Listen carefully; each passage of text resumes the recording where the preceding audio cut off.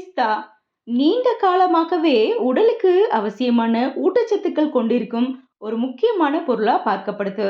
இதில் ஏராளமான விட்டமின்கள், தாதுக்கள், தாமிரம், மெக்னீசியம், பொட்டாசியம், கால்சியம், இரும்புச்சத்து, துத்தநாகம் போன்ற தாதுக்கள் இருக்கு. ஹாய் ஹலோ ஃப்ரெண்ட்ஸ், வணக்கம் and welcome to than meetha YouTube channel. நாம் இன்னைக்கு பிஸ்தா பருப்புகளை நாம் எடுத்துக்கிறதுனால நமக்கு கிடைக்கக்கூடிய ஆரோக்கிய நன்மைகள் என்னென்ன அப்படிங்கிறத தெரிஞ்சுக்கலாம். பொதுவாகவே நட்ஸ் வகைகளை காலையில் எழுந்ததும் வெறும் வயிற்றில் பால் சேர்த்து அல்லது தண்ணீரில் ஊற வைத்து சாப்பிடணும் அப்படின்னு சொல்லுவாங்க. அல்லது உணவு இடைவேளை நேரங்கள்ல மாலை வேளையில எடுத்துக்கலாம். தினமும் 3 அல்லது 4 பிஸ்தா பருப்புகளை நாம சாப்பிடலாம். உடல் எடை அதிகரிக்க வேண்டும் அப்படின்னு நினைக்கிறவங்க தினமும் தவறாமல் பிஸ்தா சாப்பிட்டு வந்தா உடல் எடை அதிகரிக்க வாய்ப்புண்டு. பிஸ்தா உடலுக்கு தரும் ஆரோக்கிய நன்மைகள் என்னென்னு நம்ம வரிசையா பார்க்கலாம்.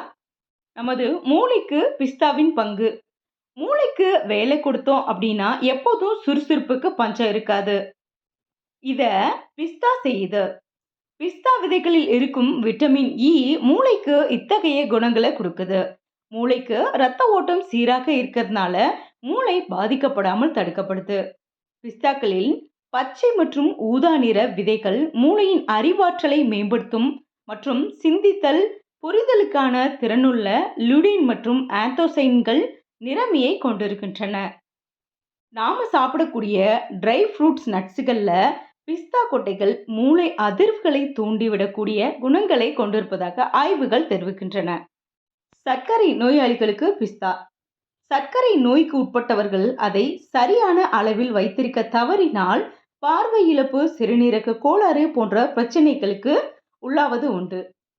பெருமளவு உணவு வழியாக சர்க்கரையை கட்டுப்படுத்துவது மட்டும் அல்லாமல் சர்க்கரையினால் உண்டாகும் இதர பாதிப்புகளும் வராமல் தடுக்க உதவக்கூடிய உணவுகள் உண்டு. அதில் முக்கியமானது இந்த பிஸ்தா பருப்புகள். நடத்தப்பட்ட ஆய்வு ஒன்றில் நீரிழிவு நோயால் பாதிக்கப்பட்டவர்கள் தொடர்ந்து பிஸ்தா பருப்புகளை சாப்பிட்டு வரும்போது அவர்களுக்கு இரத்தத்தில் சர்க்கரையின் அளவு குறைவது பிஸ்தா உதவி செய்யுது அப்படின்றத கண்டுபிடிச்சிருக்காங்க. உயர்ந்த சர்க்கரை அளவை கொண்டவர்கள் பிஸ்தாக்களை உட்கொள்ளும் போது அவை இன்சுலின் சுரப்பை அதிகரிப்பதாகவும் உணவுக்கு முந்தைய இரத்த சர்க்கரை அளவை குறைப்பதாகவும் தெரிவிக்கப்பட்டிருக்கு. ஆய்வு ஒன்றில் டைப் 2 நீரிழிவு நோயாளிகள் 12 வாரம் ஒரு நாளைக்கு 2 முறை பிஸ்தா பருப்புகளை எடுத்துக்கொண்ட போது இரத்த சர்க்கரையின் அளவு 9% வரை குறைக்கப்பட்டுள்ளது தெரிய வந்துள்ளது. பிஸ்தாவில் இருக்கும் ஆன்டி ஆக்சிடென்ட்கள், கரோட்டினாய்டுகள் மற்றும் பினோலிக் கலவைகள் இரத்த சர்க்கரை அளவை கட்டுக்குள் வைக்க உதவி செய்து. இதய நோய்க்கு பிஸ்தா பருப்புகள். இரத்த அழுத்தம், கொழுப்பு போன்றவற்றை கட்டுப்படுத்துவதன் மூலம் பெருமளவு இதய நோய் உண்டாகும் அபாயத்தை நம்மால் குறைக்க முடியும். மற்ற பருப்புகளை காட்டிலும் பிஸ்தாவில் குறைந்த அளவு கொழுப்புகளே உள்ளது. உதாரணமாக 28 கிராம் பிஸ்தாவில் 13 கிராம் மட்டுமே கொழுப்பு உள்ளது. அதிலும் 11 கிராம் ஆரோக்கியமான ஒன்றை செறிவுறாத கொழுப்புகளாகவும் 2 கிராம் மட்டுமே செறிவுற்ற கொழுப்புகளாகவும் இருக்கும். தாவரம் சார்ந்த வேதிப்பொருட்களை கொண்டிருக்கும் ஊட்டச்சத்து நிறைந்த பருப்பும் கூட இந்த பிஸ்தா. மற்ற உலர் கொட்டைகளை காட்டிலும் பிஸ்தா இரத்த அழுத்தத்தை குறைப்பதற்கு உதவி செய்து அப்படின்னு பல ஆய்வுகள்ல கண்டுபிடிச்சிருக்காங்க. பிஸ்தாக்கள் இரத்தத்தில் இருக்கும் கொழுப்பை குறைத்து இரத்த அழுத்தத்தை மேம்படுத்துது. இதனால இதய நோய் அபாயம் தவிர்க்கப்படுது. பிஸ்தா பருப்புகளை எடுத்துக்கொண்டவர்கள் ஒரு குறிப்பிட்ட ஆய்வுல அவர்களோட உடலில் உள்ள LDL அளவு குறைவாகவும் நல்ல கொழுப்பான HDL அளவு அதிகரித்து இருக்கிறது கண்டுபிடிச்சிருக்காங்க. அது மட்டும் இல்லைங்க, அதிகமான உடல் எடையை கொண்டிருப்பவர்கள் உடல் எடை குறைப்புக்கு முயற்சி செய்யும் பொழுது இந்த பிஸ்தா பருப்புகளை சாப்பிடலாம். பிஸ்தா கொட்டைகளில் நார்ச்சத்தும் நிறைவான புரதமும் அதிகமாக இருக்கிறதுனால இதை சாப்பிட்ட உடனே வயிற்றில் பசி உணர்வு நீண்ட நேரம் இருக்காது. அதோடு குறைவான அளவே உணவை எடுத்துக்கொள்ள உதவி செய்யுது. எடை குறைப்புக்காக பிஸ்தா சாப்பிட்டவர்களை நாம ரிசர்ச் பண்ணும்போது வழக்கமானவர்களை காட்டிலும் இவர்களது இடுப்பு அங்குலம் கணிசமாக குறைந்திருப்பது கண்டறியப்பட்டுள்ளது. பிஸ்தாவில் இருக்கும் நிறைவான புரதம் பசி உணர்வை கட்டுப்படுத்தி உடலை ஆரோக்கியமாகவும் புத்துணர்ச்சியாகவும் வைத்திருக்க உதவி செய்த.